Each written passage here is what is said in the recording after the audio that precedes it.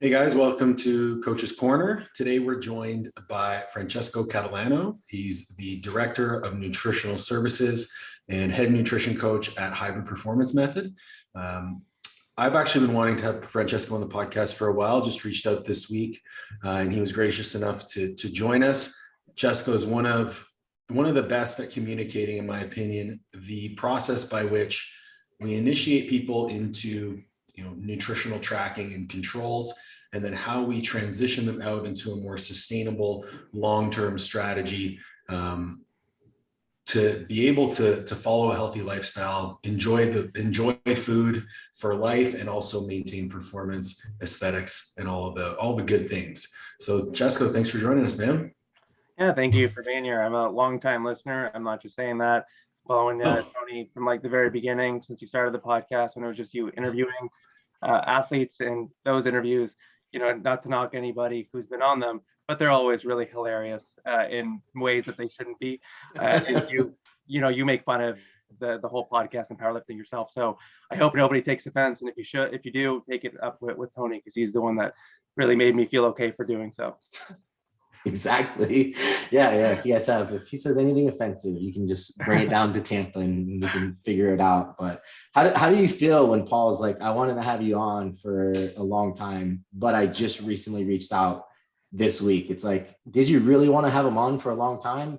This is the first time he brought you up, to be honest. Not to throw you under the bus, Paul, but I just want to make that clear. That's fine. Listen, you don't have to, you don't know the whole story.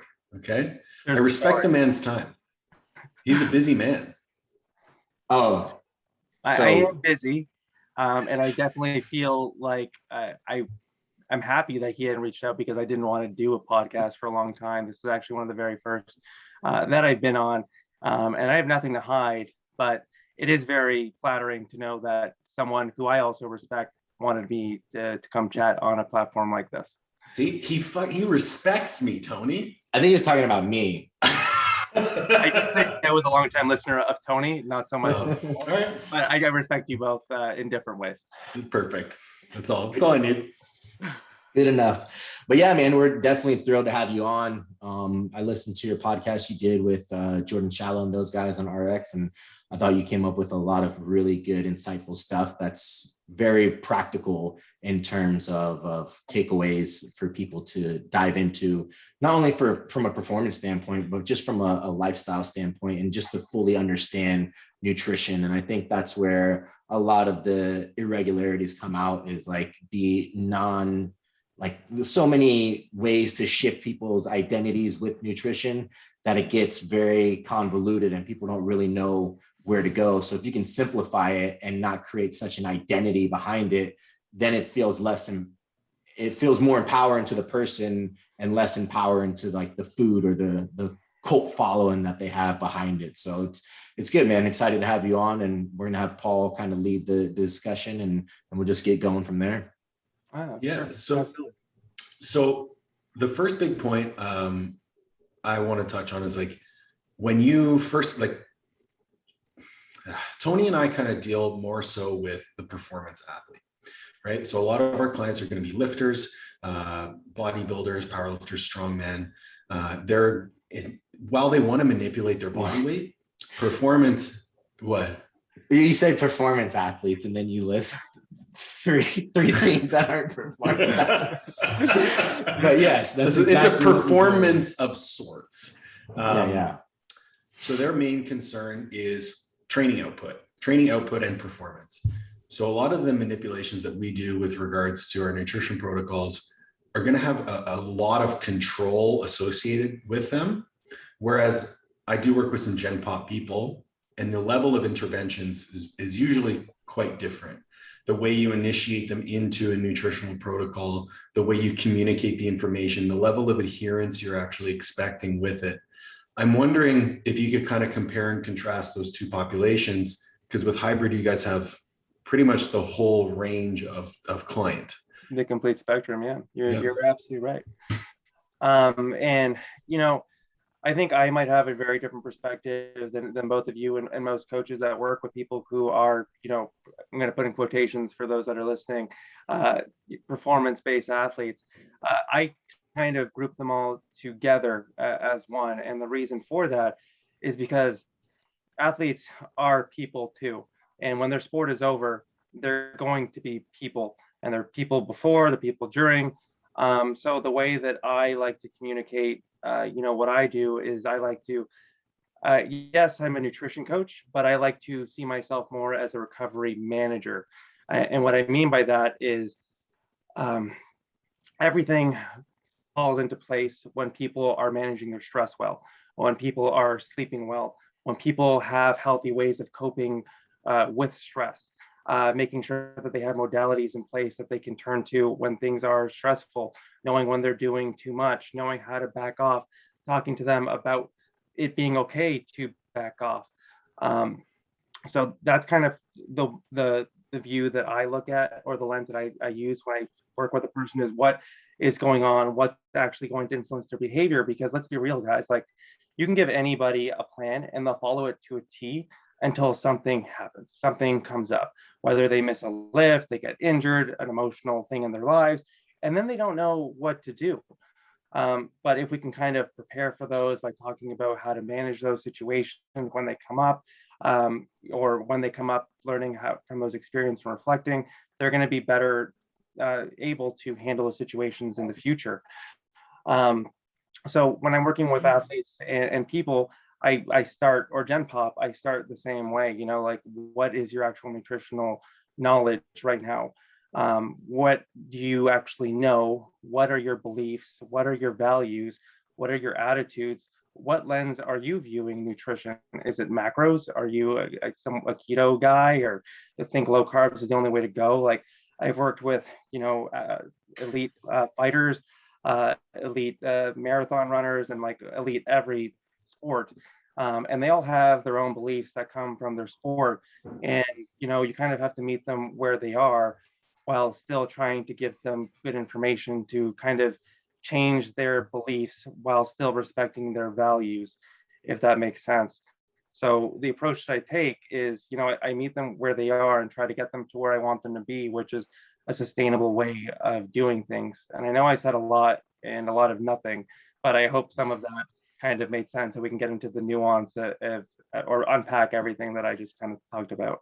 90% of our podcast is a whole bunch of nothing, so it fits right in. I like a bunch of nothing. I like how you don't differentiate, right? Because a lot of coaches have this expectation that, you're an athlete, you should have some type of knowledge with nutrition. So we're going to start off with the most complex nutrition possible because we're trying to optimize everything, and we overwhelm those athletes. And I don't think that that's a great place to start with them either, right? Meeting them where they're at is always the answer in regards to any type of nutrition, training, or anything, right? You can't give someone an advanced program if they're not an advanced level, like mentally, right? Or educationally. They have to have buy-in. They have to know that you're not going to overwhelm them with a bunch of things that don't really, at the end of the day, don't really matter as much, right? Building their belief systems, getting that lifestyle intervention in place are the two biggest factors that comes to nutrition and success in nutrition. So I'm glad you touched on that. That's something that I think gets lost, because, man, I've worked with a lot of athletes, and I work with a lot of jiu-jitsu guys now getting ready for competitions. And they're like, the last month I'm trying to make weight and I've been eating chicken and broccoli. I'm like, what do you, like, that's it? Like, what do you, Why? Right, exactly. And they're like, that's just what I thought. That's how I thought I had to lose weight. And, trying to educate them on like energy and how food gives you energy to train. And, how, if you look at like the research on endurance athletes that do ketogenic diets and things of that nature, right? Sometimes becoming fat adaptive can lead to better performance, right, on race day. But the argument is, if you're having lower abilities to train on the 4 to 6 weeks that it takes to get keto adapted, did you lose out on all that possibility of improving your performance? And the same thing with these guys, right? Like, if they're hardcore dieting for 6 weeks just to make weight, they just missed out on 6 weeks of good training because they don't understand the concepts of like energy balance, or carbohydrates aren't bad for you. They actually provide that quick energy source. So I think the educational piece is important. And so on that note, how much time, like, do you even, sometimes when you have new people, do you even get into the actual nutrition stuff, or are you just in like lifestyle intervention to begin with, right? Like where do you that's start such a funny with? question. Yeah. Going back, before I answer that question, I just want to touch on what you had just said about performance and keto and things like that. Like, that is one lens of looking at things. And, I try to teach my coaches to view it from another lens, more of a holistic approach. Like, okay, we're asking this client to do this really extreme thing. How is that going to impact their lives? Who's in their lives? Is this a family person? Do they have a family, responsibilities, work, other obligations that go outside the gym? Let's try to think about how giving them this extreme intervention is going to impact or influence their other responsibilities. Will that make them a more miserable person? Like, okay, maybe this is more optimal in the sense that it'll make them perform better on game day, but how will that affect their recovery? How will that actually impact their stress? Because this intervention that we're asking them to do is a lot. This person really liked carbohydrates. Their wife made them meals that they, this is their love language, and it really brought them joy. And now we're asking them to change everything, or take themselves back from the family or friends or whatever that was important to them. Again, going back to their values and asking them to do something that's really difficult for them. And that, I see as a bigger detractor from their performance than, giving them the most optimal nutrition strategy for performance. So I don't think about what's optimal for performance. I think about what's optimal for this person, what they tell me is going on. Like, when somebody tells me they're a marathon runner, my mind doesn't go fat adapted. It goes, oh, tell me about your life. Tell me, what kind of work do you do? What kind of stressors? How much sleep are you getting? Who relies on you as as being this, who you are, sort of thing like that. So I have those conversations, and it's always a collaborative, effort with the client to figure out what the right strategy is for them.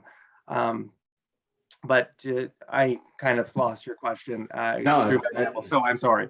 yeah, that's a great point, man, for sure. The question was, when you're dealing with people on, just like, I guess, onboarding them and dealing with people who maybe not have the educational piece, do you really dive into that educational piece first off, or do you focus on lifestyle interventions and just trying to create better behaviors first?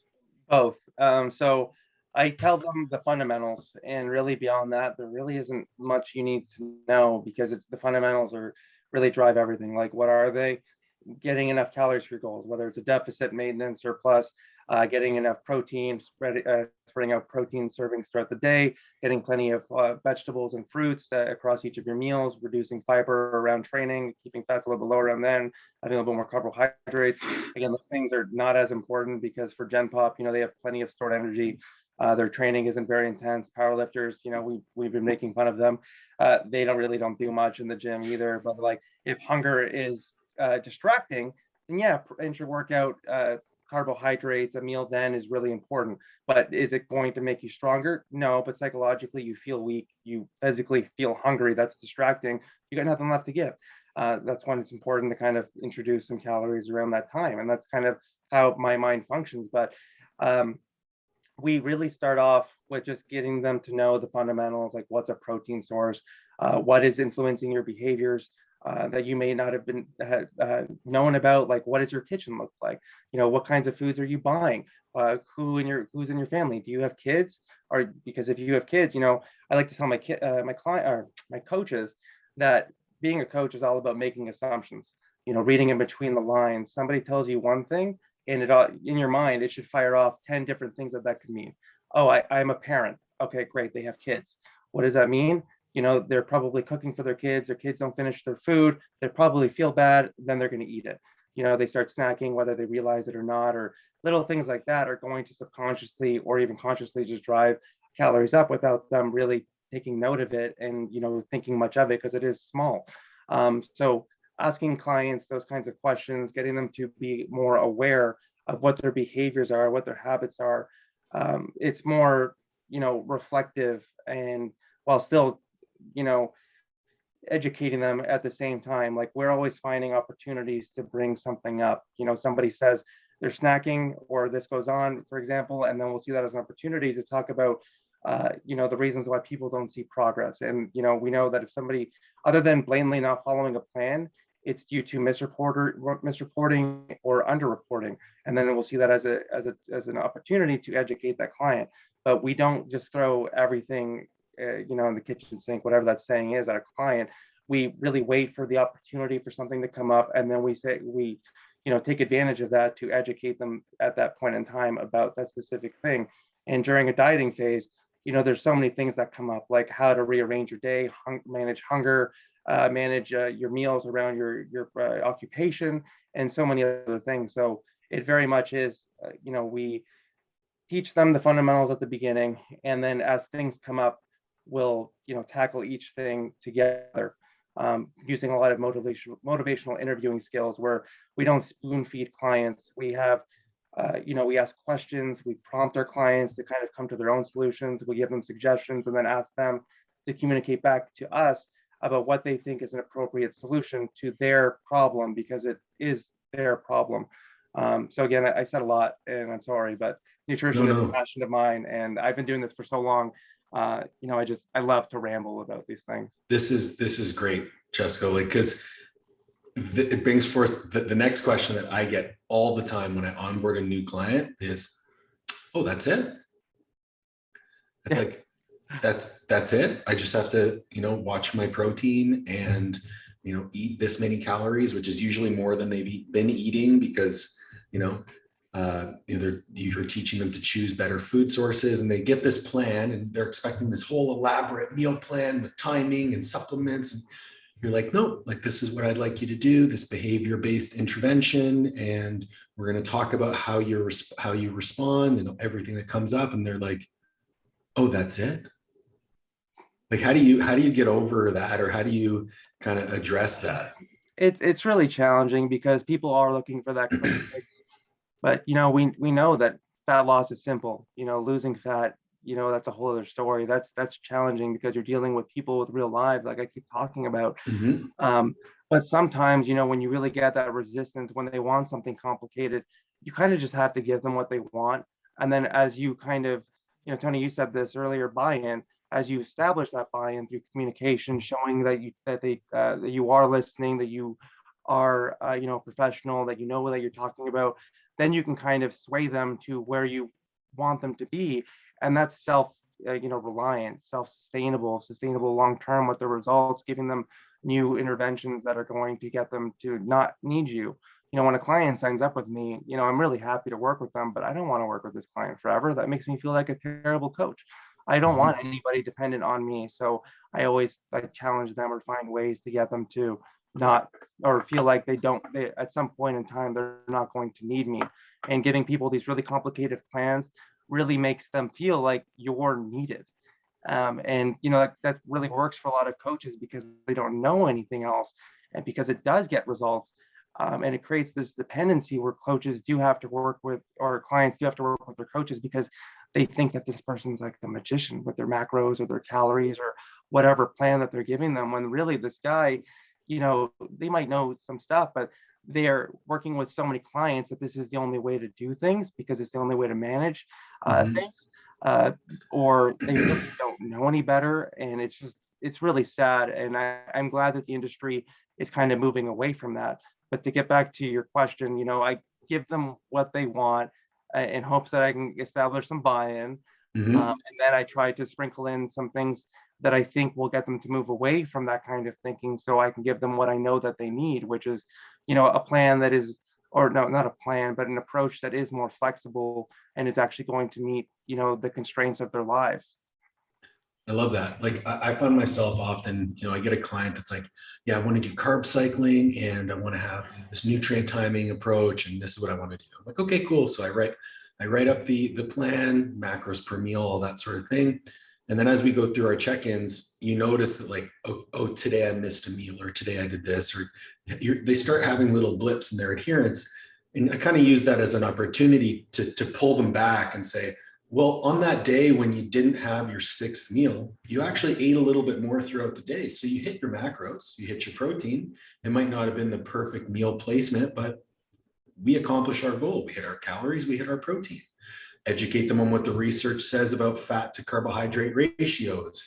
Explain to them about, your workouts are only 60 to 90 minutes. They're quite low volume. You likely have enough glycogen storage. People end up almost noceboing themselves into this idea that if I don't eat perfectly throughout the day, my training's going to suck. Reality is they probably had a great workout, and that's totally fine. So I love what you said there. Yeah. And that's exactly it. Letting them kind of come to that rationale themselves, like, oh, I did this thing and it actually didn't really make that big of a difference. And, that's my opportunity to educate them and be like, yeah, I know. Like, doesn't really matter. Like, the body is just so adaptive. Like, you eat less one day, the next day you might be a little bit hungry, or you eat more one day, you might be less hungry the next. The body just wants to maintain homeostasis any way it can. And just trying to get people to realize that, and the things that come up that kind of, will challenge that. Like I said, like doing a dieting phase, so many things come up where it really is an opportunity to educate a client, is that they get to learn about metabolic adaptation and the things that come up there. And it's like, okay, this is great, because now you see it's not just about magic numbers, but other things that are coming up are now influencing your behaviors that are making dieting more challenging. This is why. This is how we can kind of overcome that. Let's talk about this. Yeah. One of the things that at least I want to do as a coach, and I'm sure you guys are in the same boat, is we don't want to provide our clients with information that inundates their thought process to like, this is the one way to do it, right? If you get someone and they lose 30 pounds and they follow this diet and they adhere to it perfectly, and so if that's the case, how do you like conversate with that person as you're doing it, as like, look, there's a million different food choices you could have made to lose this 30 pounds. Don't just think every time you want to diet, this is the diet you go back to. Like, how are you having those conversations to not create this idea that like, oh, I had 5 asparaguses and 12 almonds and like 4 ounces of chicken, and that's how I made my weight, so that's how I got to do it every time. Because that's what we see with a lot of these coaches that are doing these like cookie cutter program meal plans. It's like, these are the things that they're starting to buy into, of like, this is how I have to diet. Where in fact, like, as coaches, I'm sure we like to experiment with ourselves. You can run a keto diet and lose weight. You can run a high carb diet and lose weight. You can run a whatever percentage you want to run and lose weight, right? Finding whatever works for you. So how do you continue to relay this message to these people? Like, hey, this is what's working now. It may not work forever. It doesn't necessarily have to be. This is not like a secret sauce of ingredients. Do you switch things up often with them? If like, how do you get them to not overly rely on the things that they're doing currently as like, this is the way? So there's a few ways that I kind of go about this, and it really depends on the client and the kind of language that they're using. But one, like the whole meal plan where they're going through these really extremes, there's a lot of validity with like the thought process that, when you're suffering, something is working more. And when they come work with somebody like, us or whatever, they're not really suffering, so they don't feel like it's working. So trying to disassociate suffering with results or doing the right thing is, how we kind of go through that. Another way is I let clients run their course. I allow them to, I hate to say this, but crash and burn. Oh, you think that this is the way to do things? Okay, like I'll let you handle this. Like I've had clients, power lifters and some fighters where, they'll come working with me in the first couple of weeks. They'll tell me that they have a meet or competition coming up, and they don't want me to do their protocol for making weight or whatever. And I'll just be like, okay, but I'm not going to touch this one. I'm going to be here to support you and let you know my thoughts and support you. But you're going to handle this one because I want nothing to do with this, because I don't agree with this method. And I'll say it in a really kind way, like, you've done this before. Okay, we'll let you do it this time. But I'm not going to touch this with a 40-foot pole. You want to stop drinking water 5 days out? Okay, that's on you. So we do that a lot with different kinds of ways of thinking. Like, let's just let the client do something, because as people, we really suck at learning from the mistakes of others. Like, we all have family members that are like, hey, don't do this thing, I just did it. And then what do? Like, we got to go do it. Or like, don't put the key in the electrical socket, it's going to hurt. And then our dumbasses have to go find out for ourselves. So that's kind of what we let our clients do a lot of time. But we'll also just kind of ask them to give us a short period of time. If somebody has this way of thinking, and this is the only way that they've gotten results before, then we just ask, give me 2 to 3 weeks, follow this plan diligently. Let's just see how it goes. Like, what do we have to lose? And usually 99% of the time, unless they just didn't follow the plan, they see results, and then they get that buy-in from us to start giving them credible information to get them where we want them to be with real efficacious information. And then another strategy that we use, and I'm blanking right now, and it came to me while I was rambling, so I'm going to just take a step back, and I'm going to let Paul say his thing, because it looks like he's got his thing to say, and then I will kindly interrupt when it comes back to me. It's just his face. It always looks like it's going to interrupt you. It's just the mustache. I just have an interrupting face. It's the mustache for sure, for sure. No, I find it interesting because I'm coming at this from the lens of, like, I've worked with hybrid performance, right? Simon was my coach for, I completely forgot. Geez, like 6 months, I think. Yeah, because when I was going through my divorce, I was like, Simon, I think I need something to distract me. I'm going to go on a diet, help me out. So started working together on the hybrid platform. And so kind of went through that thing, and I'm pretty robotic with my nutrition. So I think I made it pretty easy on him, but like, I know how you guys operate, and that's part of the reason why I want to have you on, because the way you guide people through this process keeps them at the center. And you said at the beginning of our conversation, you challenge their beliefs without challenging their values, right? And to me, that's an indication of having an athlete-centered approach. You say, this person has a lot of parts to them, nutrition being one of them. And we're going to make sure that that nutritional piece fits in with the values that they hold in the rest of their lives. And that's something that I've touched on in a number of talks I've done for Coach's Corner, is like, if this person values having a family dinner every Friday night with their grandmother, who cooks perhaps an ethnic meal, okay, asking them to be 100% diligent with all of their macros and tracking everything to a T is unreasonable. So that plan that you provide to that person, or that approach that you provide to that person, needs to fit in the fact that every Friday they're going to have an untracked meal with their family that they're going to enjoy.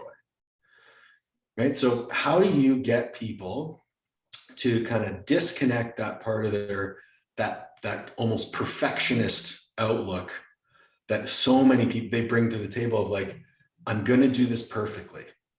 And then they realize within the first 2 weeks that that's ridiculously impossible. How do you detach that person from that perfection mentality? Well, I explained that there's no such thing as perfection. Like, we even know with tracking macros, you can't be perfect 100% of the time. It's impossible. Like, the scale might be calibrated different depending on what season you get your fruit from, is going to impact the calories in that food. Talking about margins of error on calorie labels at restaurants, or even things that you buy, it can be 20% up or down, if that. That's what they're allowed. Who's really checking? So kind of talking about that, you can't actually be perfect. And explaining how these numbers even came to be. Like, what, I took a calculator and I just inputted it and kind of saw what happened, and these are the numbers I came to. Explaining that every day is not the same, or I tell my clients, like, no day is ever the same. The amount of steps you take, how many times you went to the bathroom, how much you ate, the amount of grams or grains of rice, how much water, how much sleep you got, what kind of training you did, body part. No day is the same. So, like, you can expect, like, the number of calories that you're burning or need is going to be dynamic. it's not that big of a deal if we're a couple grams short of carbohydrates or a couple hundred calories too high. Well, too high, okay, maybe if you're in a fat loss phase, that's a big deal, but you're on a time constraint. But just kind of explaining like these nuances that you're trying to take control of aren't actually possible to take control of, and they're just adding more stress, which is impeding on your recovery, which is going to impede on your performance. And I had this conversation with friends. I'm a power lifter. I'm kind of good. 10 years ago or 5 years ago, I was really great, and now I'm like middle of the pack, and it's better for my mentality. But like whenever I'm peaking for me and I have to cut weight, I would rather enjoy myself a little bit more those last 4 to 6 weeks than be super diligent with my macros and saying no to friends and not going out and suffer, an extra hour in the sauna than having to say no to everything, become a hermit crab, alienate myself from my friends, isolate myself from the world, because that's going to impact my performance more than, having to spend an hour in the sauna. And, even if it does impact my performance, I don't get paid for powerlifting. I don't get paid for any of this. My clients are going to be there regardless. And that's something I always have to kind of keep in check with myself. And that's been my mindset more so the last couple of years when I became middle of the pack rather than, pretty good top 30 or whatever I was a couple of years ago. And that's really helped me like really believe that like clients aren't coming to me because I'm a great powerlifter. They're coming to me because they can relate to me and I'm a real person and I can communicate effectively with clients. So that's kind of how I approach that, and kind of getting away from people thinking about perfection, or just have them kind of realize it themselves by challenging that belief. Like, let's try, like something that I do with a lot of clients is I don't give them macros to begin with. I have been steering more towards just giving people protein goals and a calorie range, and I give them a really big calorie range on purpose so that they can see that there's a lot more room for perfection, where perfection in this context is just being in a calorie deficit, getting enough fats to support hormonal functions and bodily processes, having enough food to get through the day to perform at work, perform as your responsibilities as a human and at the gym, and getting enough protein to support muscle breakdown and all that good stuff. That's how I've been trying to get people away from that. Is like I don't give people set numbers anymore because I don't want people to have this mindset. I don't give people rigid rules. I don't give people, or I say my whole team, all of Right. Yeah. this, right? I have to remember that I'm not just speaking for myself here. We don't just give people numbers because we're trying to move away from that, because we now know, like, and I wish, younger coach me knew this, like I knew, energy balance was the most important thing, but then you get caught up in giving people prescriptions that you were given, and that's how you saw results, and you knew like magic numbers, and you got to keep your fats low and carbohydrates high because you're going to be able to maintain greater leanness. And maybe that's true, but now you're suffering. Right. Fat makes food taste good. It allows you flexibility to go out, and like there's just so many good things about having a more balanced approach. And I find that by giving people these ranges, it just kind of eliminates this kind of thinking that there is perfection, because there's room. There is a window that you can be in, and it can be quite big depending on what your starting point is. Right. I love using bumpers with clients, because then even if you have like a range of say 300 calories, well then regardless of wherever they're at in that range, if they hit that range, it's a win for the day. Yeah. So they build confidence, their self-efficacy goes through the roof, and then they're bulletproof. Their mentality becomes bulletproof. And it allows you to see their trends too, of like what they enjoy eating. So when you do, and I guess the question would be like, is there ever a point in time where you have to tighten up the reins on that flexibility? Like if you're working with someone, I mean, obviously general population, like I just feel like most people's goals of getting down to like 10, 12 body fat percentage for men, just to see visible abs, and like for women around 18 to 20%. You can have a lot of flexibility within your plan to do that. But if you're trying to get below that, or if you're trying to do something that's a little bit more extraordinary, how tight do you have to rein down, or are you able to keep it flexible throughout the entirety when someone is trying to get to that next level of leanness or performance or anything of that nature? That's a really great question. And, there's two ways that I kind of approach this. One, I take advantage of buy-in right off the bat, and I give them a really low calorie plan because motivation is really high. And this is somebody who either has a lot of experience tracking or has zero. Like I'll just tell that person for this week, I just want you to eat lean protein sources and vegetables with every meal, because motivation is really high. Um, and their appetite is well regulated at the beginning of a diet. So we can take advantage of that for the first 2 to 3 weeks.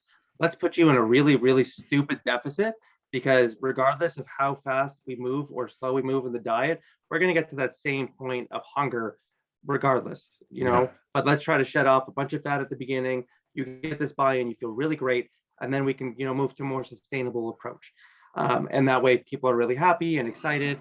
And, we start off with really great or great deal of rigidity, and then we move to flexibility. And then on the opposite, and that really works with people who are really overweight, mostly because, that's a really simple ask. Just have lean protein sources and vegetables. It's something everybody knows. And even if they screw this up, they're burning so many calories because of their size. It's really hard to screw that up, especially when you give them the rules like you can't eat anything else except, these two categories of food. But on the other end, we obviously have clients that want to be really lean, and it can be really difficult to do that when you have a great deal of flexibility for all the reasons that we've kind of already talked about: misreporting, underreporting. These things start to present themselves more as people do get leaner, because behaviors start to come up, things that people start to see progress, and then they kind of get a little bit too confident or cocky, and then they start to loosen the reins a little bit. They stop tracking every little thing, or they just start allowing themselves to be more flexible, going out to eat more because they're seeing results.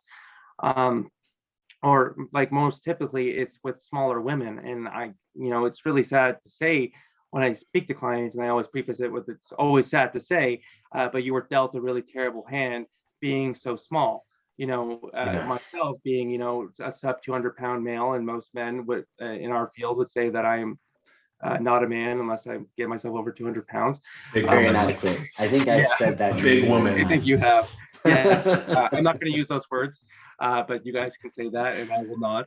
But I burn more calories than them. I'm talking about the women who are 110, 120, 120, 30 pounds, where they don't get that much flexibility with how many calories they burn a day, regardless of what their activity level is.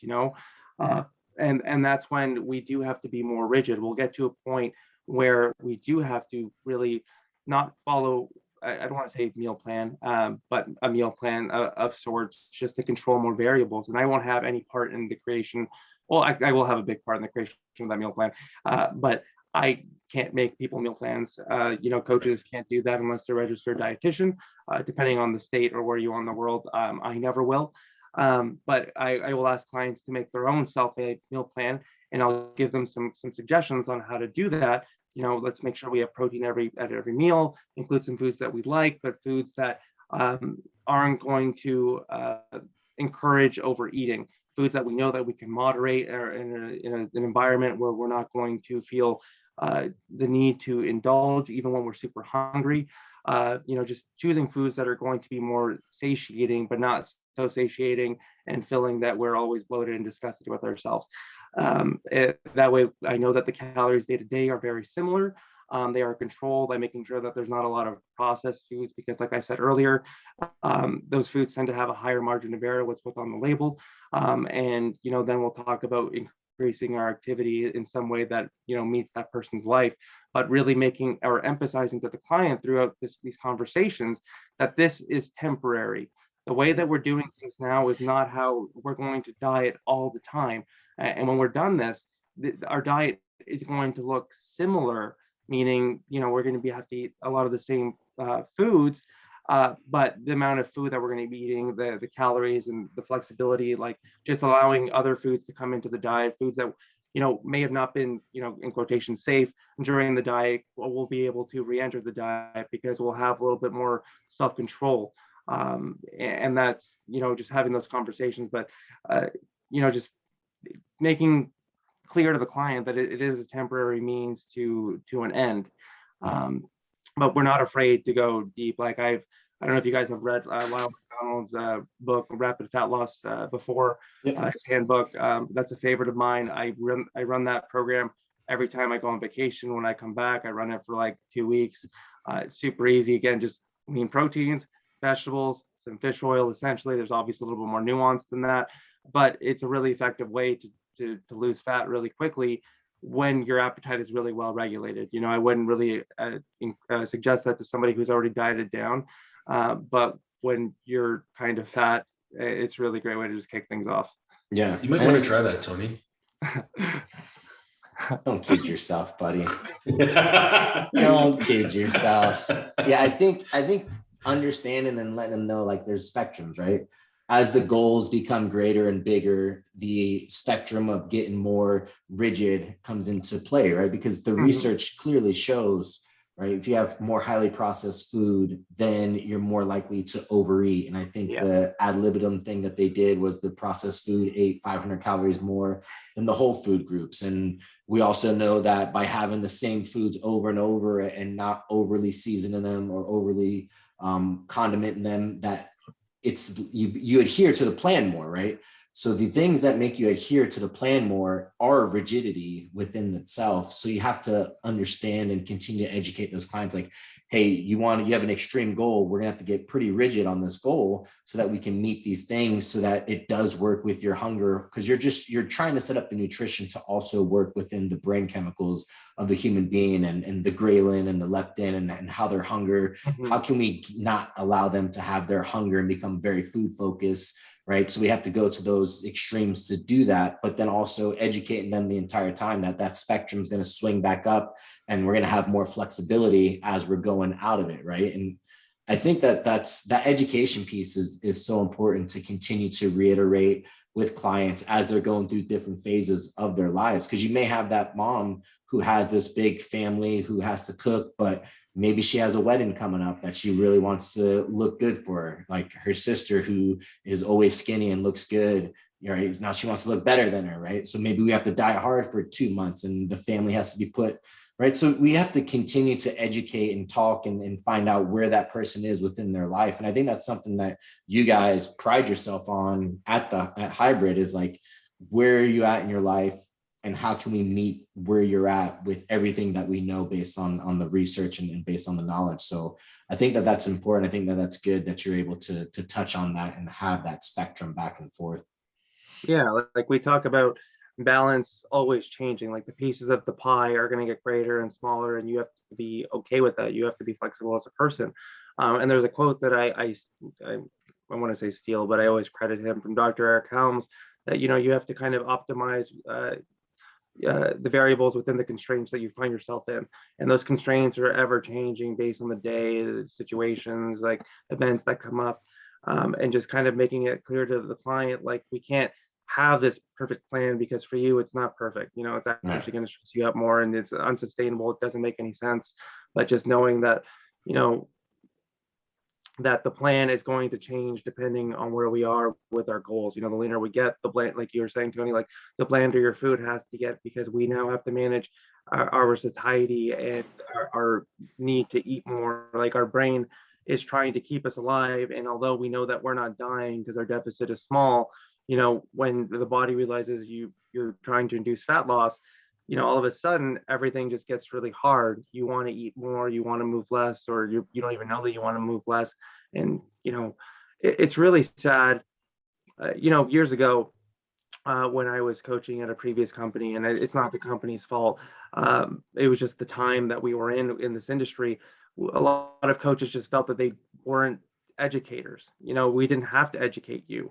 We are coaches. I just coach you. I tell you what to do when you do it.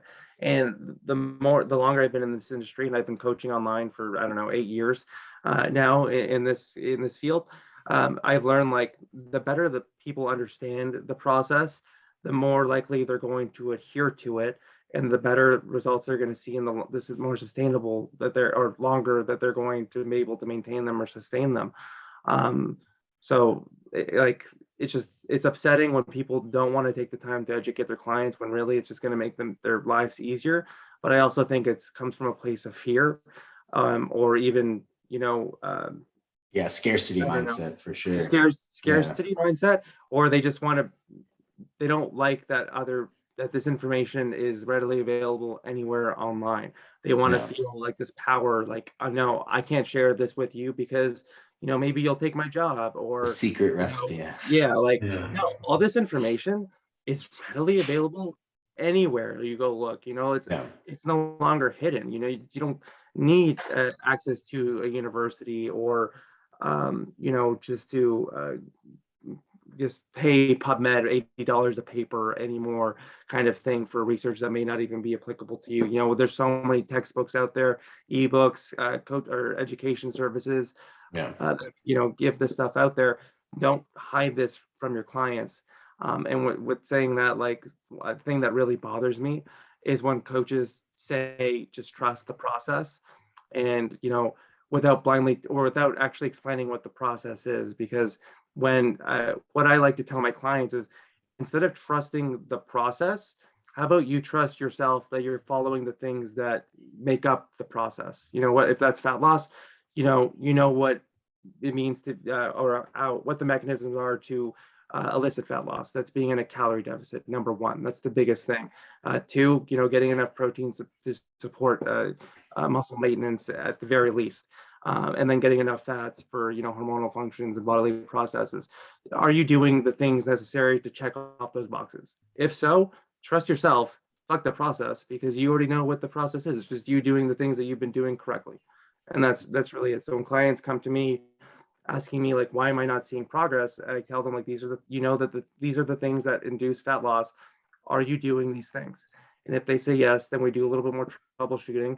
I'll ask them a series of questions, send them some videos that kind of display, common ways that people misreport or underreport, and ask them about if their activities really changed, like their need has really dropped. And if nothing really shows there, then I'll ask to see their food logs. If they are tracking, and usually if they're stuck, they are going to go back to a more rigid approach, where if they weren't tracking, I'm going to have them track a whole day of eating to kind of get an idea of what's going on here. And if I don't see any errors in choosing the wrong entries for an item, or choosing a lot of processed foods that might have a higher margin of error, or eating out a lot, then I'll send me pictures of their food to make sure that they are tracking correctly. And that may sound really stupid and super easy, but I've seen clients who are literally reporting chicken breast, and then when I got a photo, it was, I kid you not, it was KFC. Like, that's not the same thing. Like, how No, did it tastes you way get better. that? Yeah, it's sure. It definitely tastes way better. And like, that's not even a chicken breast. That's the wing, man. Like, you sent me a Right. picture of the wing. But those kinds of things really do happen. So again, I ranted. I went on a tangent. So No, it's good, man. the The trust the process thing, right? Like we've seen how well that's worked this year in the fitness industry, right? How many people have died this year trusting the process and not actually pushing back on their coaches and asking them why they're doing things. Man, I give my clients so much shit when I'll have, like, when especially training programs, like, yeah, I did this workout. When I was doing incline bench press, my shoulder was bothering me. I'm like, so you stopped, right? As soon as it started hurting, you're like, no, I finished the workout and grunted it out. And like, so now your shoulder's fucked for like 2 weeks because you weren't able to intelligently be like, oh man, I'm going to call an audible here. And I think that's the educational pieces, right? Like we talked about in the very beginning, having the ability to, Paul brought this up, is the fact that what happens with people is when something goes wrong, right? The idea of perfection isn't there.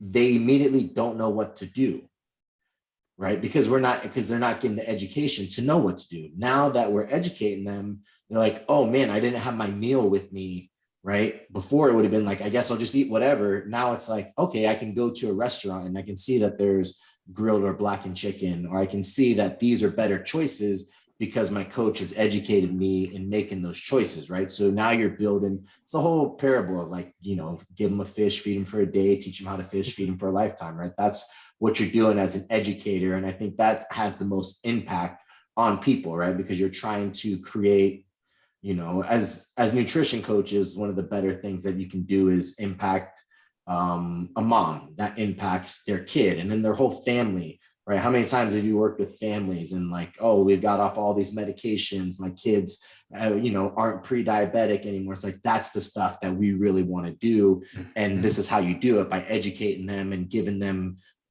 as many tools in the toolbox as possible, so they never feel lost. So they always feel like they have an answer for something. And I think that that's so important. And like you said, that scarcity mindset, people miss out on that so much. So it's good that you guys are doing that, because I know you guys run through a bunch of clients. I would assume you guys run through a high turnaround. So when you have such a high turnaround, how are you able to, this is more from like a coaching time management perspective, how do you organize such a high demand of athletes, a high demand of coaches who athletes, and you're like the head, so if there's issues, they're coming to you. How do you organize all that? Do you guys have your own platform, or have you built something specifically for yourself? Yeah, we have our own platform where we I love the platform, but it also kind of gives this idea that there's perfection. Asking people to input so many things, it kind of gives this idea that, with the right plan, anything is kind of possible, when again, there's more flexibility than that. So we have our own platform that allows people to upload, 4 photos, ask questions to our clients as a kind of like a guide to, just facilitate the conversation, like, how are you doing? How are your stress levels? How was your sleep been? How was your training? How's your hunger? Did you eat out this week? And a lot of people confuse that last question, whether, we're testing them to see if they're doing good behavior or not. But it's just important for us to know whether this person is still participating in real life activities. Like, are you neglecting your family? You said you haven't eaten out in like 3 months. Are you okay? Are you a hermit crab, sort of thing? And it also just allows us to know like why it just helps us make sense of like the weigh-ins. Like, all of a sudden we saw a really big spike. Well, now I know, it might not be that your tracking was off, but you got an influx in sodium, or just ate something that you haven't eaten in a very long time, so your body takes a little bit longer to digest it. It's just sitting there, sort of thing. And then we also ask our clients, for daily weigh-ins. Some clients don't. We don't always need it, depending on the client's psychology and how they feel about it.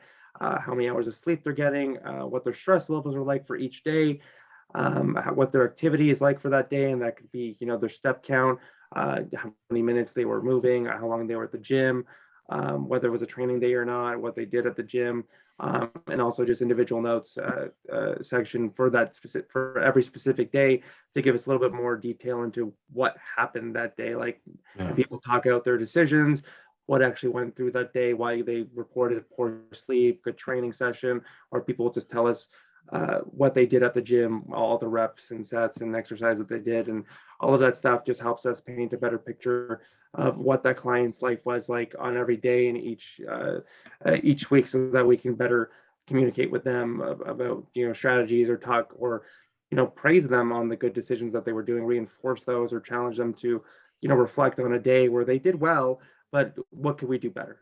Just always asking those questions, putting it back on them. And with our coaches, I like to hire coaches that don't have a ton of experience. And I mean, with coaching on this platform or this kind of way, because it is new, not a lot of people have done online coaching, but I look for people who are, we're personal trainers. They know how to work with people, that they are a real person. I don't want any robots, or we don't want any robots that just kind of have been following a plan, or have been an athlete their whole lives, and, just came easy to them because of genetics, opportunities, things like that. People that can relate to clients, but are also, incredibly intelligent, great critical thinkers, and are more of a sponge, that they don't have any,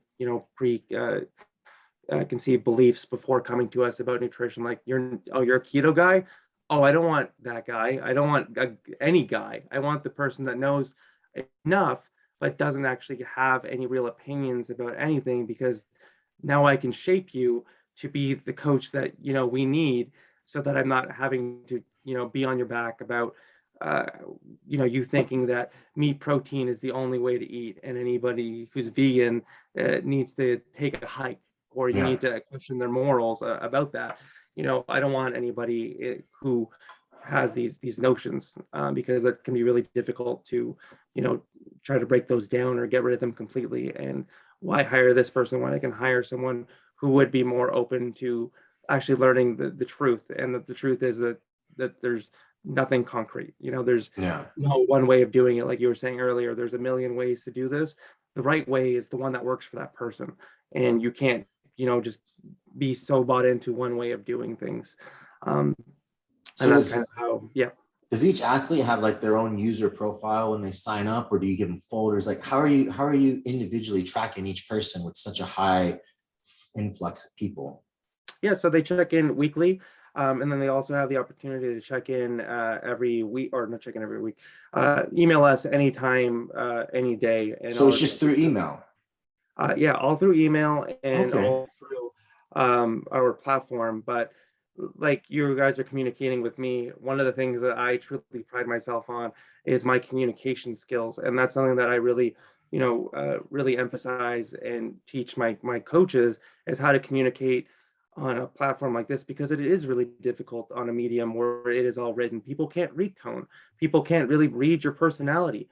But we really pride ourselves on being able to show that off, show our clients that we are real people, that we can relate to them, that we're not robots. We're not, as much as it's really nice to have perfect grammar all the time, I actually kind of don't like it all the time, because then it kind of doesn't really show that you are a person on the other end. And that's, one little thing that, like, can show like you're talking to a person, and communication is really important to us. Otherwise we wouldn't be in this business that we are doing so well as we are over the years, or online fitness or coaching wouldn't still be what it is today or has grown. It's people, I would hope other coaches are learning how to communicate better on that kind of medium. But we really allow an open flow conversation with our clients to continue after the check-in, so that, it's not just one email a week, essentially, on our platform, that they can continue to talk to us. We also provide other mediums to communicate with their coaches.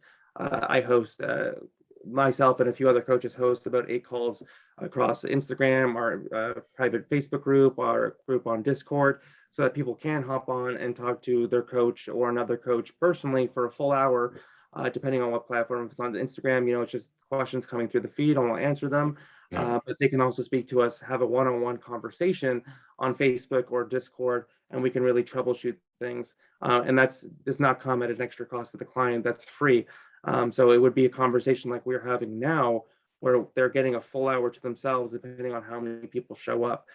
So there's a lot of value in other mediums that we do communicate with our clients with. But, again, our results speak for themselves. Like, we're really great at communicating. Otherwise, people wouldn't stay with us to get the results that they're looking for. I mean, like, I've gone through the platform, so I know exactly how it's inputted. It's super intuitive. For the user, it's really easy, right? You have a number of different fields, as Francesco explained, and then, you submit your check-in once a week. Within 24 hours, you have a response from your coach, kind of going over, the wins, the areas of focus, and they really do follow exactly as Chesco's outlining, like this educational approach to nutrition. And as far as I've seen both ends of the platform. It's just very organized. Like, having worked with Simon, I took some of what I did with Simon, and kind of implemented into some of the stuff that I do with my own clients, because when you're handling that level of clientele, you have to be organized. So, like, I'm not sure how you organize your check-ins, Tony, but like, one thing I do is, like, I have certain people check in different days of the week so that I'm not inundated on a single day. And then, you kind of go from there and scale your business. Yeah. I know there's some companies like Jason Theobald, Scooby Prep, they have like feed for function, where each person gets their like own user profile and stuff. And I'm always curious how people set things up. So that's awesome that you guys are able to do that with the technology, because anytime you can make it easier for the athlete, right? Because you are asking them a bunch of things. You do want to collect as much data as you can without overwhelming them. And if they had to continuously handwrite things, or like you have to make it as simple as possible, right? And I think that that's something that's extremely important and valuable, and giving them options too, right? Like I try to track as many analytics as possible to, especially health markers, right? I think health markers are a big thing to track in order for you to kind of see if they're going to be able to make progress, not only performance wise, but also like internally too. You don't want to be messing people up. So I try to get, if they can do blood glucose, if they can do blood pressure, if they can do all those things, then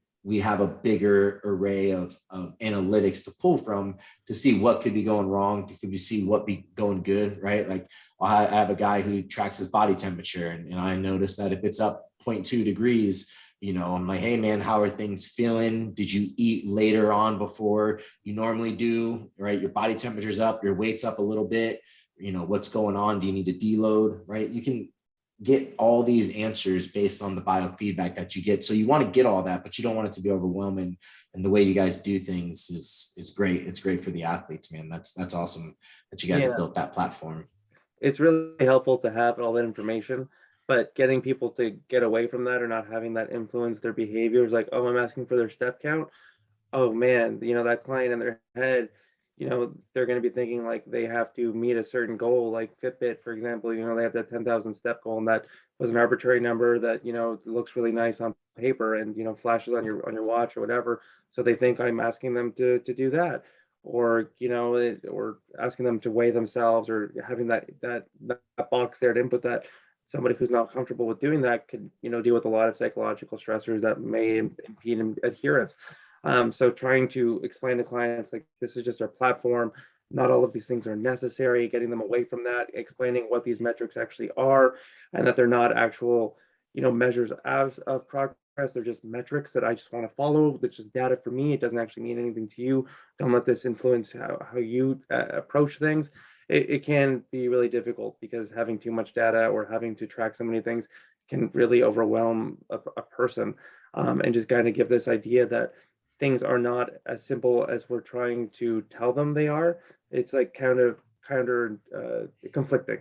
Like I tell my clients this all the time, like I take a lot of fault and responsibility when somebody tells me like the scale is really getting to them, or they feel like a failure because they didn't see a drop on the scale this week. And I have to explain, like, the fat loss is not, or fat loss on the scale isn't linear. And especially the deeper you get into a diet, the longer that you diet for, how much weight you lose, it's going to be a lot more fluctuations, a lot more spikes, a lot more plateaus. And I have to explain to them, it's my fault that it's stressing you out because I'm asking you to weigh in every single day, making you feel like it is, our measure of progress, and telling you whether you passed or you failed. And it's not a pass or fail. We're just collecting data, and this is how the scale works. But to a person, you can explain logic all you want, but when emotion is, there, it's superseding logic 100%. And when you're in, the depths of a dieting phase, logic is out the window. You don't have any of that anymore. It's just straight up emotion. So trying to talk people down, it can be challenging, and asking people to then give you less data, and then trying to just measure progress through photos or, their own feedback, whether that be how clothes are fitting or just how they're feeling or how good they feel about the decisions they're making, but still trying to disseminate whether they're making actual progress or not. That's challenging. And I think coaches that can do that are the ones that are going to, succeed and do better because, there's not so many, you have more tools and skill and experience to be able to work with a greater spectrum of people, and just have your clients be able to be, self-sustainable after your time with them, because the rules that we're giving them, a lot of time, the metrics, and I don't want any of my clients, weighing themselves every now and then has been shown to be really helpful for keeping people weight neutral or keep them from gaining weight so that they can self-correct themselves if the weight still starts to go up. But I don't want any of my clients having to track how much they're eating, opening up MyFitnessPal. I haven't tracked the damn thing in 5 years, and I tell all my clients that, and I make that clear, like, I want you not to be like me, because even my eating patterns are, disastrous. And I'm okay with that because I'm able to stay weight neutral. I'm happy I can go out and do things. But I don't want my clients to ever have to feel like the only way of doing things is doing that, this way. Like you were saying, Tony, earlier, with that meal plan of just chicken and broccoli, that was one way of doing things. But it's not the way. And I want you to know how to do things, how to self-correct, how to approach every situation, whether, just knowing that there's more tools. You're going out to eat. Okay, now, we know what to do. We can eat less throughout the day. We can do, something that's we call macro bunching. So you go to a dinner and, instead of finding a meal that's just high or that looks good, you're deciphering through the menu something that is high in protein and either high in carbs or high in fat. And just choosing one of those. And just by doing that, you're likely going to have still a very satiating meal, but have a lower calorie than a meal that it's high in carb and high in fat. And just kind of explaining what's going to happen when you go out to eat, like how many people are going with you. Research has shown, and relating that back to the client, like with more people at the table, the more calories you're going to consume. You go to a dinner with 6 people, well, now a bottle of wine is likely getting ordered, or now we're getting appetizers, and now we're sharing meals, we're sharing desserts. You're talking for a long time at that table, so that means your food's going to be sitting there for longer. And we know that when food is sitting there for long, our tendency is, I don't know what to do with my hands. I'm just going to keep eating until there's nothing on my plate, even though you're not interested in the food. The food's not doing anything for you, because we know, like, you ask any person when they're eating something really delicious, after the first few bites, it's not longer as good. The first few bites, the food's incredible. And then after that, it starts to lose its magic. It's not exciting anymore, but we continue to eat it because, we paid for it. It's there, and social pressures, other people are still eating. There's so many other things that go into it. So kind of explaining these things to our clients, getting them away from seeing it's not just about having the perfect numbers. It's about knowing what your behaviors are in specific situations and how that can change as your body fat also changes, or what's going on in your life, whether you're really stressed out emotionally or mentally, physically, whatever. Just kind of getting to know yourself. And that's the best way to put it. So what we do at Hybrid is we teach people the fundamentals, and then we get people to really know themselves and how they are in different scenarios, so that they can navigate through the situations successfully, while also giving them the tools, the strategies, and the knowledge to succeed in those situations, that in a way that supports their goals, their values, their beliefs, their constraints, and continue to make them or keep them a happy person while reaching the outcomes that they want. And I did that thing where I kept talking. No, man, I love it. Like, I've always looked at the coach as like a filter, right? As we've said, like, all this information is available online, all the research papers are available, all the ebooks, everything's available. But you as a coach, having this wide breadth of knowledge, this big toolbox, you can filter out what types of tools this person needs. Then throughout the process, you provide empathy and education. And then over time, they're provided with evidence of success that just feeds into that cycle of buy-in. They improve their self-efficacy. They feel more confident in their ability to adhere long-term. And then eventually you get that email that we're all after. It's, hey, I really feel confident doing this on my own. Amazing. I just did great. Check one in the win column for Coach Paul. Have a great, let's keep in touch. You call yourself Coach Paul? I do not. No. You just did on the Jesus. You're so cringy sometimes, buddy. It might be the ink from the neck tattoo getting to you. It is. You see how unemployable he is right now? Look at that neck, hand. You would never hire that at Hybrid, would you? I don't think we have any people who are super tattooed. Yeah, because you guys have Olivia anymore. Olivia's covered in tattoos. Not her neck. No. Yeah, you have to be respectable to work for Hybrid. Disgusting. It's a good thing I have a successful business and don't need Francesco to hire me. We can just be friends. I think, the more I do this, the more I think about creating self-awareness with every meal that the athlete or client has, right? Ask yourself after a bite, how does this feel? Do I need to eat more, or can I stop? Right. And just having that type of self-talk builds that self-efficacy. And I think those are all things that are going to yield a long-term, successful, healthy life, is to continue to reiterate self-awareness, to introspect, and to be able to continue to make better choices based on those things, and understanding, like you said, that perfection is never going to be there. all three of us can know a ton about nutrition. And like you said, your nutrition's all over the place. My nutrition's all over the place. Paul's is more dialed in because he has a meet coming up and he actually competes and stuff. But it's like, you know, being able to allow those ebbs and flows and enjoy life and have a good quality of life. I think that's the most important fundamental thing you can do for a client, right? Get them active, get them thinking about what they're eating and enjoy their life and enjoy the people in it and not be so food focused, has been the impetus of like what I'm trying to do with my athletes now, right? Because if you can do that, then they have low stress typically, they're performing well, everything's just good, right? But continue to hammer into the client like, oh, we have to hit the macros perfect, oh, we have to do this perfect, right? You're building in this idea of perfection, and like their quality of life is focused on, I want to check in with my coach and I want him to be proud of me. It's like that's the most ridiculous mindset you can ever build into an athlete, right? So no, I think it's great, man. I think everything that you touched on is fantastic. Paul, do you have anything that you want to ask or end with? I do. I would like to congratulate Francesco on getting engaged. Yes, I forgot. That's a thing. That's a thing. Yep. Congratulations. So yeah, coming from two guys who have been divorced, good luck. Yeah, it's true. Yeah, we've both been divorced. So don't fuck it up. Yeah, if you need any insight on how to ruin a marriage, you can come to me and Paul. We can fill you in on that quite elegantly. But yeah, congratulations, man. That's awesome. Thank you. I feel like I want no insight into how to do that because I don't want to know how to do it. Oh, good. Yeah, smart man. It doesn't. Yeah.